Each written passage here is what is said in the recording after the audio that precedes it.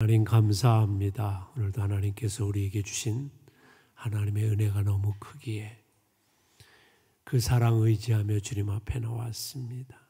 오늘 하나님의 말씀으로 우리의 심령을 새롭게 하시고 우리의 인생에 놀라운 역전의 삶이 찾아올 수 있는 복된 자들이 되게 하옵소서. 사랑 많으신 우리 구주 예수 그리스도의 이름으로 기도드리옵나이다. 아멘. 우리가 인생을 살아가면서 처음보다 나중에 어제보다 오늘이 나아지는 삶을 사는 것이 누구나 기대하는 삶일 거예요. 특별히 우리의 인생이 역전되는 삶이라면 그건 아마 우리가 기대하는 삶이요, 그렇게 되기를 소망하는 삶일 겁니다. 영국의 공개 오디션 프로그램이라는 게 있습니다. 브린트 가 탤런트라는 건데, 그때 37살의 한 사나이가 등장해서 획기적인 반응을 일으킨 적이 있습니다. 그는 생긴 것도 별로였고 사람들에게 인기가 없었어요. 그렇지만 한 가지 마음의 소원이 있었습니다. 그게 뭐냐면 노래를 부르고 싶다는 거였어요. 그 꿈을 포기하지 않았던 그는 수많은 위기가 있었고 어려움이 있었고 고통을 당했지만 그는 노래하는 꿈을 포기하지 않았던 37살의 한 사나이가 가 탤런트에 등장을 했습니다. 사람들은 대수롭지 않게 생각했어요. 그리고 심사위원들도 별로 기대하지 않는 눈치였습니다. 그런데 그가 입을 열어 노래하기 시작한 순간 온 분위기가 바뀌었습니다. 사람들이 환호성을 치고 감탄을 그치지 못했습니다. 그의 이름이 바로 우리도 잘 아는 폴 보치였습니다.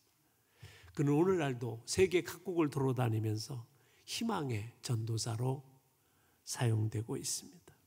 인생 역전은 그래서 감동적인 거지요. 그런데 성경에 보면 그보다 더한 인생의 역전을 마련한 사람이 있습니다. 그의 이름은 요셉입니다. 17살 나이에 노예로 팔려갔던 참 불행한 사람, 그것도 자기 가족, 자기 형제에게 팔려갔던 사람. 그런데 그는 애굽의 총리 대신이 되면서 인생을 놀랍게 역전시키는 주인공이 됩니다. 오늘 우리의 삶에 대한 불만족을 가지고 있는 사람이라면 저는 이 요셉의 인생의 역전의 원리를 배워볼 필요가 있다고 생각합니다. 요셉의 삶은 참 어렵고 힘든 삶이었습니다. 형제들에 의해서 팔려간 그의 삶은 노예였습니다. 종이었습니다. 여러분, 당시 그리스의 문헌에 의하면 노예는 말과 다를 바가 없는데 한 가지 다른 것이 있다면 인간의 말을 하는 것이다. 그런 존재였습니다. 10대에 한참 꿈을 가질 나이에 노예로 팔려갔던, 그것도 형제들의 배반으로 인해서 노예로 팔려갔던 요셉은 얼마나 좌절되고 낙심되겠어요. 우리 인생도 때때로 그런 답답함을 느낄 때가 있습니다. 꿈을 가지고 살아야 되는 인생인데 어느덧 꿈을 잃어버렸습니다. 그리고 현실에 안주하면서 그저 적당히 오늘과 내일을 어제와 똑같이 살아가고 있는 우리의 삶이라면 우리는 그 삶의 자리에서 무엇을 하기를 하나님이 원하시는가를 깨닫게 되는 것이 중요합니다. 하나님이 때때로 우리의 삶에 어려움을 주고 불만을 주고 고난을 주신 이유가 뭐냐면 오늘 이대로의 삶이 아니라 더 나은 삶이 있다는 사실을 깨닫게 하시려는 하나님의 뜻이 있기 때문에 그렇습니다. 그래서 우리는 인생을 살면서 우리의 인생의 문제 앞에서 하나님의 뜻을 찾는 것이 참 중요합니다. 고난은 자신의 연약함을 보게 합니다. 시련은 자신의 어리석음을 깨닫게 합니다. 그래서 내 삶이 힘들고 어려운 일이 닥쳐올 때마다 지혜로운 하나님의 백성은 하나님의 뜻이 어디에 있는가를 찾는 게 중요합니다.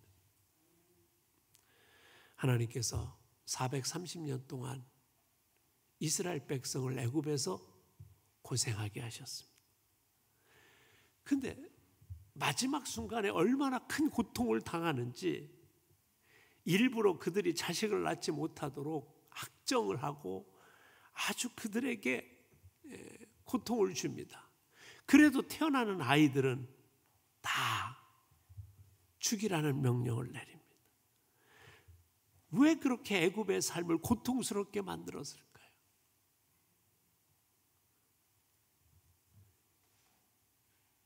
거기에는 한 가지 이유가 있습니다.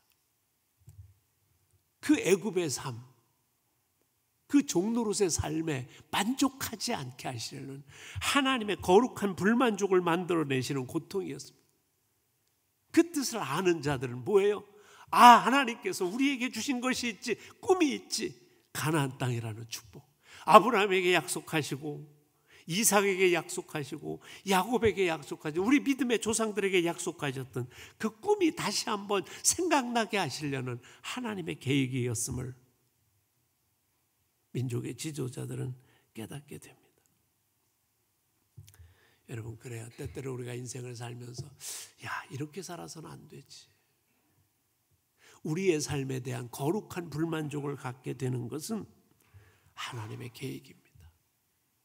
이제 세상의 안주함과 세상의 욕심과 세상의 그 문제를 놓아버리고 하나님을 바라보라는, 하나님의 뜻을 찾으라는 하나님의 사인이라는 거죠.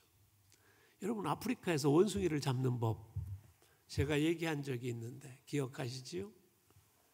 주머니에다가 호롱박에다가 속에 원숭이가 좋아하는 손만 쏙 들어갈 만한 곳에다가 그 안에 바나나를 집어넣거나 원숭이가 좋아하는 걸 집어넣습니다. 그러면 이 녀석이 몰래 와서 냄새를 맡고 손을 거기다 집어넣습니다.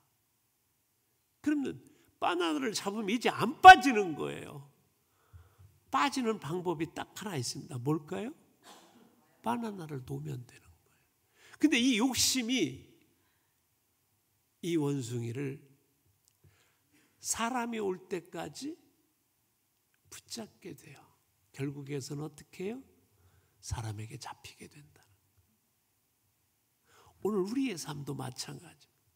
내가 오늘 붙잡고 있는 그 일, 그 사건, 그 문제가 우리가 하나님의 뜻을 쫓아서 하나님의 나라를 향해서 나아가는데 방해하고 있는 중요한 걸림돌이 될 수 있다는 사실입니다.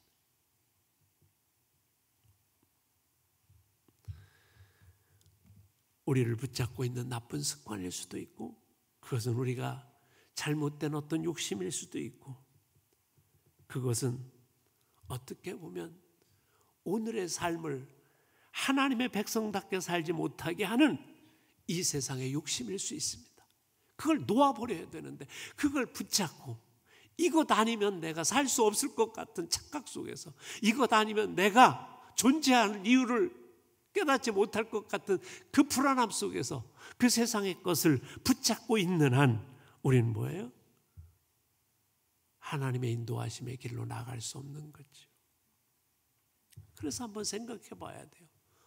오늘의 나의 삶이 나의 꿈과 나의 생각과 하나님의 인도하심대로 살아가지 못하는 삶이라고 한다면 우린 그 삶의 자리에서 하나님을 따르고 하나님의 뜻을 볼 수 있는 지혜를 배워야 되는 거죠. 물에 빠져 허우적거리는 사람이 살아갈 수 있는 방법이 딱 두 가지라고 합니다. 하나는 뭐냐면 밖에서 누가 건져주는 거예요. 그렇지 않으면 스스로 살아나려면 방법은 하나뿐이에요. 깊은 물속에 다시 들어가서 바닥을 치고 다시 물속으로, 물 밖으로 뛰쳐 올라가는 방법밖에 없다는 거죠. 우리가 있는 삶의 자리가 바로 하나님의 뜻을 아는 자리요. 거기는 절망의 자리요, 포기의 자리가 아니라 그 바닥을 깨달으면 우리는 뭐예요? 하나님의 뜻을 알게 된다는 거죠. 사도 바울은 그래서 로마서 8장 28절에서 우리에게 이런 고백을 합니다. 우리가 알거니와 하나님을 사랑하는 자 곧 그의 뜻대로 부르심을 입은 자들에게는 모든 것이 합력하여 선을 이루느니라. 여러분의 오늘의 삶 자체도 하나님이 하나님의 뜻을 깨닫게 하시려고 여러분에게 주신 삶의 고난이요, 삶의 힘듦이요, 삶의 어려움이라면 그것을 통해서 하나님은 여러분을 힘들게 하고 여러분을 고통스럽게 하시려는 게 아니라 더 나은 자리로 나가게 하시려는 하나님의 뜻이 숨어 있다는 사실을 발견하는 사람만이 뭐예요? 축복의 자리로 나갈 수 있다는 거예요. 찬송가 620장에 보면 여기에 모인 우리라는 찬양이 있습니다. 2절에 보면 이런 가사가 나와요. 주님이 뜻하신 일 헤아리기 어렵더라도, 때때는 우리의 삶에 주어지는 게 왜 이런 삶이 주어지는지 헤아리기 어려워요. 그런데 언제나 주 뜻 안에서 내가 있음을 아노라. 주님의 뜻이 있다는 거예요. 여러분의 삶의 문제 앞에 그 바닥 삶의 자리에서 묵상하고 하나님을 바라보고 하나님의 인도하심을 찾고 하나님의 뜻을 찾으면 분명히 하나님이 나를 향하신 소리를 우리는 들을 수 있게 된다는 거죠. 우리는 내가 가는 인생길을 다 깨달을 수 없습니다. 다 헤아릴 수 없습니다. 그러나 그 삶의 자리에서 포기하고 있지 말고 세상의 욕심을 붙들고 있지 말고 하나님의 뜻을 찾으면 하나님께서 그 삶의 자리가 포기의 자리가 아니고 실패의 자리가 아니고 축복의 자리로 바꾸어 주신다는 거죠. 이 놀라운 비밀을 발견하는 자만이 뭐예요? 인생의 역전을 가져올 수 있다는 거예요. 두 번째로 요셉은 자기 인생의 주관자가 하나님이시라는 사실을 발견합니다. 하나님의 말씀을 깊이 묵상하고 그의 인생을 되돌아보면서 모든 인생은 하나님의 인도하심을 받는 거구나. 이걸 깨닫습니다. 오늘 본문을 보면 형들에게 요셉이 자신의 이야기를 하고 있는 대사입니다. 그런데 그 자기 인생에 대한 이야기를 하면서 하나님이라는 단어를 4번이나 반복해서 쓰고 있습니다. 하나님이 하신 것이다. 하나님이 인도하신 것이다. 하나님이 붙드신 것이다. 하나님이 이렇게 주어로 사용합니다. 하나님을 주요로 사용한다는 건 뭐냐면 내 인생을 주관하시고 내 인생을 인도하시는 분은 누구요? 내 지혜와 내 경험과 내 생각이 아니라 하나님이시였다는 거죠. 이런 요셉의 인생관이 도대체 어디서 나왔을까요? 그런 자기 인생을 깊이 들여다봤어요. 참 어떻게 보면 17살의 나이에 갑자기 그의 인생은 자기가 생각지도 못한 일을 통해서 형들에 의해서 팔려가 노예 생활을 하게 되는 고통이 있었습니다. 그걸 창세기 41장 51절 이하에 가서 보면 이렇게 고백합니다. 요셉이 그 장자의 이름을, 요셉이 장가를 가서 아이를 낳습니다. 그리고 나서 그 큰 아이의 이름을 므낫세라 짓는데 그 므낫세라는 이름이 뭐냐면 하나님이 나로 나의 모든 고난과 나의 아비의 온 지비를 잊어버리게 하셨다 하며, 그러니까 므낫세라고 이름을 진 이유가 뭐냐면 내가 그 억울한 일 당하고 그 속상한 일 당한 그것이 그의 삶에 가득히 찼던 거예요. 평생을 괴롭혔던 거예요. 어떻게 나한테 이럴 수가 있어? 어떻게 나한테 이렇게 할 수 있어? 분노와 원한과 원망과 반면에 또 뭐예요? 자기를 그렇게 사랑했던 아버지에 대한 그리움과 그것을 아버지를 못 만나게 하는 그 인간들이 더 믿고 그게 그의 마음속에 가득해. 그런데 결혼을 하고 첫 아이를 낳으니까 그 아이가 그 모든 원망과 불평과 아픔을 다 씻어줬다. 그런 인생을 통해서 뭘 발견했냐면 하나님이 하셔야 된다는 사실을 발견한 거예요. 인간의 힘으로는 극복하지 못한. 정태기 박사라는 한신대 상담학 교수의 책에 보면 이런 얘기가 나옵니다.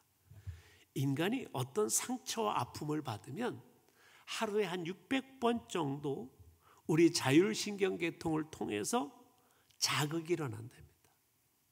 그놈 때문에 이렇게 됐어. 그 인간 때문에 이렇게 됐어. 이걸 하루에 600번 정도가 생각나게 돼 있다는 거예요. 이게 자율신경을 통해서 생각나는 거예요. 내가 잊어버리려고 해도 또 생각나고. 이 상처와 아픔을 치유하지 못하면 사람에 대한 증오와 원망이 커지기 시작하고 그것이 우리의 관계를 망친다는 거예요. 다른 사람에 대해서 하나님에 대해서의 관계가 끊어지고 자기 자신에 대한 그 분노와 짜증이 생겨서 결국에 가서는 뭐예요? 그게 가족을 불행하게 하고 공동체를 파괴하는 상처가 된다. 여러분, 인간이 이 상처와 이 문제를 극복하지 못하면 어떻게 되는가를 사울이 잘 보여줘요. 사울 왕은 어느 날 갑자기 사람들이 다윗이 죽인 사람은 만만이요, 사울이 죽인 사람은 천천히 해요. 갑자기 비교가 확 들어왔어요. 그러다 보니까 불안합니다. 저 다윗이 나보다 더 인기가 있어. 다윗이 왕이 되면 난 어떻게 되나. 그래서 인간적인 술수를 씁니다. 자기 딸을 줘서 결혼을 시킴으로 사위를 삼아서 문제를 해결하려고 하는데 이게 해결되지가 않아요. 계속해서 그 생각이 더 크고 더 크고 더 크고, 그래서 나중엔 뭐예요? 다윗을 죽이려고 합니다. 나라가 블레셋과 싸우기도 힘든데 다윗 하나 죽이려고 수천 명의 군인을 풀어서 다윗을 쫓아다닙니다. 공동체가 망하는, 자기에 있는 상처, 자기에 있는 문제를 극복하지 못하니까 인생이 망가지기 시작하는 거예요. 그런데 요셉은 달랐습니다. 요셉은 그 상처와 분노를 어떻게 극복했을까요? 아, 인생 살아보니 하나님이 하시는구나. 그래서 오늘 본문에서 뭐냐면 하나님이 이렇게 하셨다는 거예요. 하나님이 내 고난과 고통을 주셨고, 그리고 하나님이 그 고난과 고통을 극복하게 하셨고, 하나님이 나를 애굽의 총리 대신이 되게 하셨고, 이 모든 것이 하나님의 인도하심과 하나님의 주관이라는 사실을 발견하고 나니까 뭐예요? 문제를 극복하기 시작하는 거죠.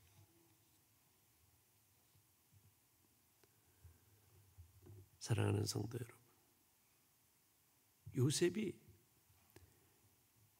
왜 요셉이라고 분노가 없었겠어요? 왜 요셉이라고 원망이 없었겠어요? 그게 공격해 올 때마다 아니야, 하나님이 무슨 방법이 있을 거야, 하나님이 무슨 뜻이 있을 거야, 하나님이 무슨 인도하심이 있을 거야. 그렇기에 그는 뭐예요? 그 고난의 문제와 그 아픔의 문제와 그 인생의 문제를 이길 수 있는 힘이 생긴 거죠. 오늘 아마 여러분을 짓누르고 있는 그 상처가 있을 거예요. 그 아픔이 있을 겁니다. 그것이 여러분을 공격할 거예요. 때때로는 그것이 내 인생이 풀리지 않을 때 바로 그 상대방의 탓으로 돌리면서 그 인생에 대한 분노와 저주와 그리고 우리의 비난을 퍼부을 수 있습니다. 그런 인생은 성공할 수가 없는 거예요. 하나님이 하셨다. 하나님이 주어가 되신. 그래서 상처가 내 마음의 주인 되어지지 않고, 상처, 문제가 내 인생의 주인이 되지 않도록 하나님을 붙들고 하나님이 내 인생의 주인이 될 수 있도록 하나님이 내 인생을 인도하신다는 이 믿음이 생길 때만 우리의 인생은 뭐예요? 모든 삶의 문제를 극복하고 인생의 역전을 만들어낼 수 있는 축복의 길로 나아갈 수 있음을 믿습니다. 마지막으로 39장에 보면 특별한 문장이 4번 등장합니다. 그 말씀이 뭐냐면 하나님이 함께 하신다는 2절과 3절과 21절과 23절에 동일하게 등장하는 단어가 있습니다. 하나님이 함께 하신다. 요셉은 깨달은 게 있어요. 하나님을 깊이 묵상하면서 하나님이 나와 함께 계시는구나. 불꽃 같은 두 눈으로 나를 지켜보시는구나. 요셉이 형통할 수 있었고 요셉이 애굽의 총리 대신으로 인생의 역전을 가져올 수 있었던 가장 중요한 동기는 하나님이 나와 함께 하시는 하나님, 임마누엘의 하나님을 발견했기 때문에 그렇습니다. 그래서 그는요, 노예로 갈지라도 포기하지 않습니다. 왜요? 하나님이 지켜보고 계시기 때문에. 여기에서 우리가 배워야 될 아주 중요한 교훈이 하나 있습니다. 우리들이 어디에 있느냐? 그게 중요하지. 환경이 중요하지 않습니다. 하나님이 나를 지켜보고 계시다는 이 사실이 중요하지, 내가 어떤 문제가 있고 내가 어떤 환경에 있고 어떤 조건에 있느냐가 중요하지 않았습니다. 그래서 요셉은 자기가 종으로 팔렸을 때도 그렇고 자기가 의를 위하여 정말 보디발의 아내의 유혹을 뿌리쳐서 감옥에 갇히는 이 억울한 상황을 맞이했을 때도 분노로 자기의 삶을 채우지 않습니다. 왜요? 하나님이 나와 함께 하시고 하나님이 나를 인도하시고 하나님이 나를 붙들고 있다는 사실을 알기 때문에. 아마 우리는 그랬을 거예요. 해도 하나님 너무하십니다. 내가 정말 의를 위해서 했는데 왜 나를 감옥에 갇히게 합니까? 그래서 분노로 밤을 새우고 분노로 우리의 인생을 채우고 살아갈 수 있었습니다. 그런데 요셉은 그렇지 않았어요. 왜요? 하나님의 뜻이 있겠지.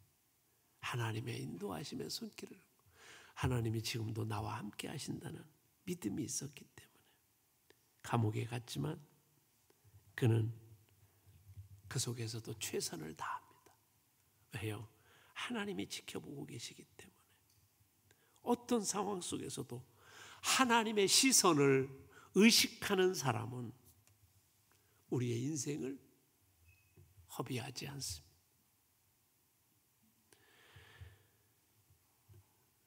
그래서 중요한 게 하나 있습니다. 달라스 신학교 총장인 찰스 스윈돌 목사님은 요셉의 인생의 특징을 단 2가지로 설명합니다. 하나는 성실함이었다. 그리고 하나님은 원수된 자도 용서했다. 그 이유는 뭐냐? 하나님이 불꽃 같은 눈으로 나의 삶을 지켜보고 계시다는 사실을 믿었기 때문에. 여러분, 그래서 그는 사실 우리 같으면 분노로 시간을 때우고 있을 거예요. 아니, 어떻게 형들이 나를 팔아? 이게 말이 돼? 그런데 그는 그렇지 않았어요. 하나님이 지금도 나를 지켜보신다는 사실을 알아요. 그 위치에서도 최선을 다. 성경은 놀랍게 이런 말씀을 하십니다. 보디발의 집에 복을 주는데 그 복을 주는 이유가 누구 때문이라고요? 요셉 때문이다. 왜? 그런 환경 속에서도 최선을 다하는 요셉을 하나님은 내버려 두시지 않았다. 보디발의 아내 유혹을 물리치고 감옥에 갔어요. 세상에 하나님이 이게 뭡니까? 내가 의를 위해서 했는데. 그런데 거기서도 그는 불평으로 인생을 채우지 않았어요. 원망으로 채우지 않았어요. 하나님이 나를 보시고 계시다. 그러기 때문에 그곳에서도 최선을 다합니다. 그 성실함이 요셉을 어때요? 애굽의 총리 대신이 되게 됩니다. 그 후에 삶은 용서의 삶이었습니다. 여러분, 넉넉히 이제 복수도 해도 돼요. 더군다나 그의 형제들, 자기를 팔은 그 형제들이 쌀을 사러 애굽으로 왔습니다. 그리고 그의 앞에 있습니다. 이제는 곤장을 쳐도 되고 나를 팔았던 것에 대해 분노를 풀 수도 있습니다. 그런데 아니요. 하나님이 보고 계신. 그래서 하나님의 마음을 알기에 어떻게 해요? 그 형들을 용서합니다. 창세기 45장 5절에 보면 이런 말씀이 있습니다. 당신들이 나를 이곳에 팔았다고 해서 근심하지 마소서, 한탄하지 마소서. 그 다음이 중요합니다. 하나님이 생명을 구원하시려고 나를 당신들보다 먼저 보내셨나이다. 인생을 새롭게 해석하고 있습니다. 하나님이 하신 겁니다. 하나님이 하신 겁니다. 그러기에 요셉은 과거에 매여서 살지 않고, 문제에 매여서 살지 않고, 상처에 매여서 살지 않고, 우리는 종종 우리의 과거의 사건에 매여서 그것에 붙잡혀서 오늘의 삶을 살아가기에 축복의 길로 가지 못한, 인생의 역전을 만들어가지 못할 때가 많습니다. 요셉이 총리가 되고 수천 년이 지난 다음 우리 믿음의 사람들에게 감동을 주는 인생을 살게 된 가장 중요한 건 뭐예요? 하나님이 언제나 함께 하시고 불꽃 같은 두 눈으로 나의 인생을 보고 계신다는 사실에 대한 확실한 믿음이 있었기에 언제나 뭘 선택해요? 하나님의 편을 선택합니다. 오늘 그래서 중요한 게 있습니다.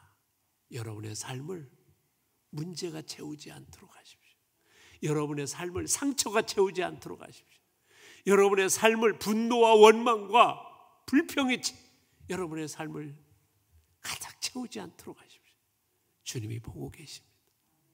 주님이 보고 계시다면 이제 여러분의 삶을 바꾸셔야 됩니다. 하나님이 기뻐하시는 것 붙잡고 살아갈 때 여러분의 인생의 놀라운 역전의 삶이 시작될 수 있으리라 믿습니다. 우리 다 같이 눈을 감으시고 기도하는데